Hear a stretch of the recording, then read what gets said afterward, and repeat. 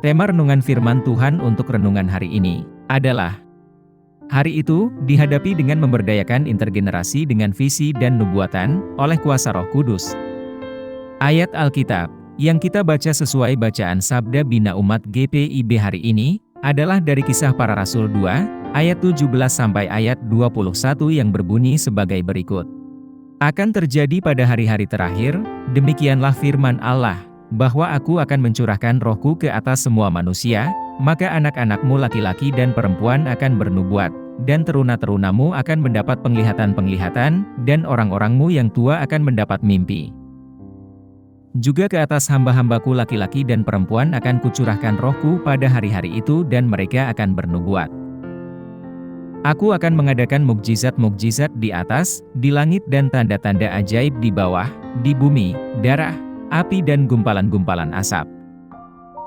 Matahari akan berubah menjadi gelap gulita dan bulan menjadi darah sebelum datangnya hari Tuhan, hari yang besar dan mulia itu. Barang siapa yang berseru kepada nama Tuhan akan diselamatkan. Demikian pembacaan Alkitab. Haleluya.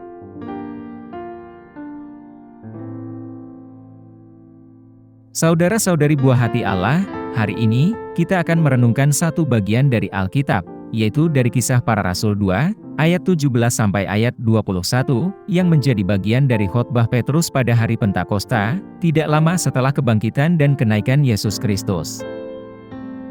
Peristiwa ini terjadi di Yerusalem selama hari raya Pentakosta Yahudi, juga dikenal sebagai Shavuot, yang merupakan hari raya penting, yang merayakan buah pertama dari panen dan memperingati saat pemberian hukum Taurat melalui Nabi Musa di Gunung Sinai. Pada saat para murid sedang berkumpul, tiba-tiba suatu suara bagaikan angin kencang memenuhi rumah itu, dan lidah-lidah api muncul dan hinggap pada mereka masing-masing. Mereka semua dipenuhi dengan Roh Kudus dan mulai berbicara dalam berbagai bahasa, suatu tanda ajaib yang menarik banyak orang Yahudi dari berbagai negara yang sedang berada di Yerusalem untuk merayakan perayaan tersebut. Hari Raya Pentakosta adalah salah satu dari 3 hari raya ziarah utama Yahudi, yang menarik orang-orang Yahudi dari seluruh Kekaisaran Romawi, datang ke Yerusalem. Hal ini memberikan kesempatan bagi Petrus, untuk menyampaikan pesan Tuhan kepada audiens yang beragam, yang selanjutnya berkontribusi pada penyebaran Injil yang cepat ke penjuru dunia. Menanggapi orang banyak yang kebingungan dan takjub mendengar para murid Tuhan bernubuat dengan bahasa dari negara tempat mereka tinggal, Petrus berdiri untuk menjelaskan apa yang terjadi. Ia menyatakan bahwa pencurahan Roh Kudus ini merupakan penggenapan nubuatan dari kitab Yul di Perjanjian Lama, yaitu Yul pasal 2, ayat 28 sampai ayat 32. Peristiwa ini menandai lahirnya gereja Kristen mula-mula. Hal ini terjadi tidak lama setelah kenaikan Yesus ke surga, di mana ia memerintahkan murid-muridnya untuk menunggu di Yerusalem, untuk menantikan janji Bapa, yaitu pencurahan Roh Kudus. Ringkasnya, bacaan firman Tuhan hari ini adalah penjelasan Petrus tentang peristiwa Pentakosta, menghubungkannya dengan nubuatan Yul, yang menyoroti penggenapan janji Allah untuk mencurahkan rohnya kepada semua generasi, yang mengantarkan kita ke era baru keselamatan, dan pemberdayaan bagi gereja, di segala zaman.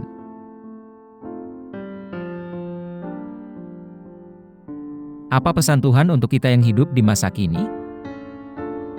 Mari kita telusuri bagaimana janji Allah untuk mencurahkan rohnya kepada semua orang, mempersatukan dan memberdayakan semua generasi, dan memperlengkapi kita untuk hidup dengan tujuan, dan penantian akan hari Tuhan yang besar dan mulia, itu.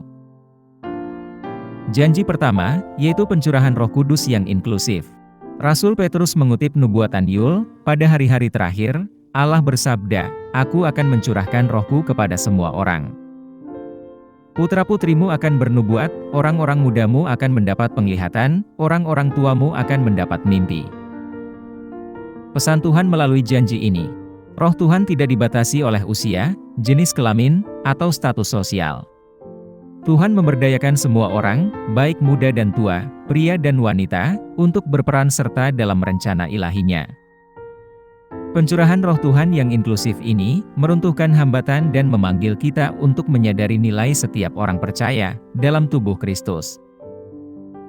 Janji kedua, yaitu pemberdayaan intergenerasi. Tuhan bersabda, anak-anakmu laki-laki dan perempuan akan bernubuat, orang-orang mudamu akan mendapat penglihatan, orang-orang tuamu akan mendapat mimpi. Pesan Tuhan melalui janji ini. Setiap generasi memiliki peran unik dalam misi Tuhan. Generasi muda membawa visi dan energi segar, sedangkan generasi tua menawarkan kebijaksanaan dan pengalaman. Secara bersama-sama, mereka menciptakan kekuatan dinamis bagi kerajaan Allah. Tuhan menginginkan persatuan dan kolaborasi lintas generasi, memupuk rasa saling menghormati dan tujuan bersama. Janji ketiga. Hidup dengan visi dan antisipasi profetik. Tuhan bersabda, Aku akan memperlihatkan keajaiban-keajaiban di langit di atas dan tanda-tanda di bumi di bawah, darah dan api serta kepulan asap. Matahari akan berubah menjadi gelap gulita, dan bulan menjadi darah sebelum datangnya hari yang mulia, hari kiamat yang besar, namun mulia.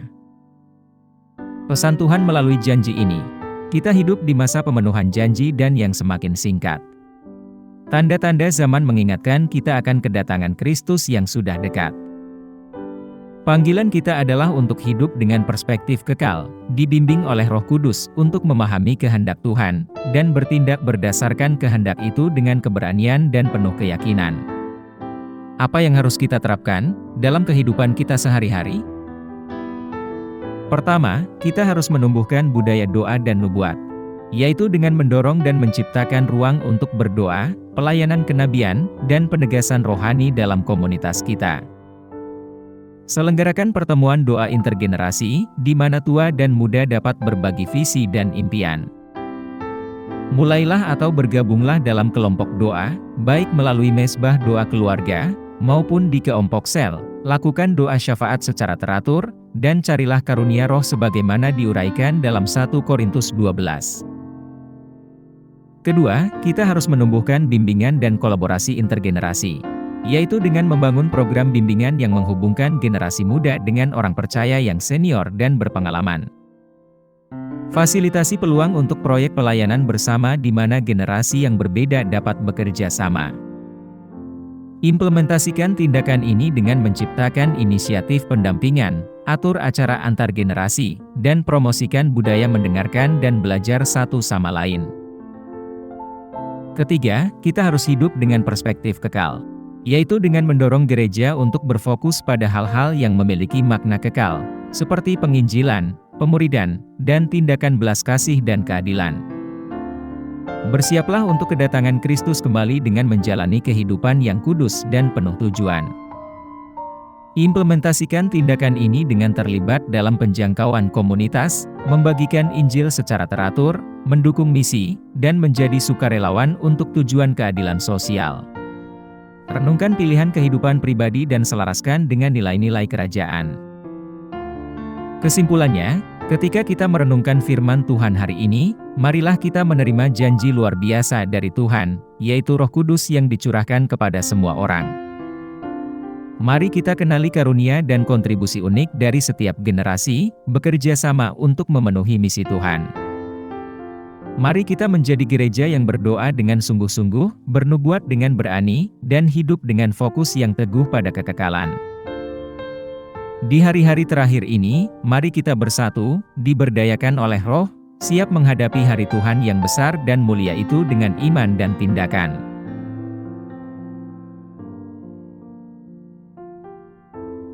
Mari kita berdoa.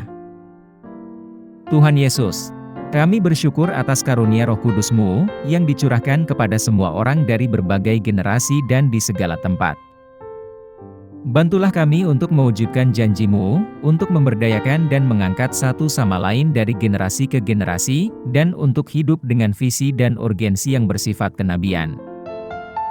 Bimbinglah kami dalam tindakan kami, agar kami dapat dengan setia mempersiapkan kedatangan-Mu kembali, dan sementara ini terus memajukan kerajaan-Mu di bumi ini. Kami pohonkan doa ini dalam nama Yesus Kristus, Tuhan dan Juru Selamat kami. Amin. Kiranya Tuhan menguatkan kita, dan kasih karunia Tuhan Yesus menyertai kita.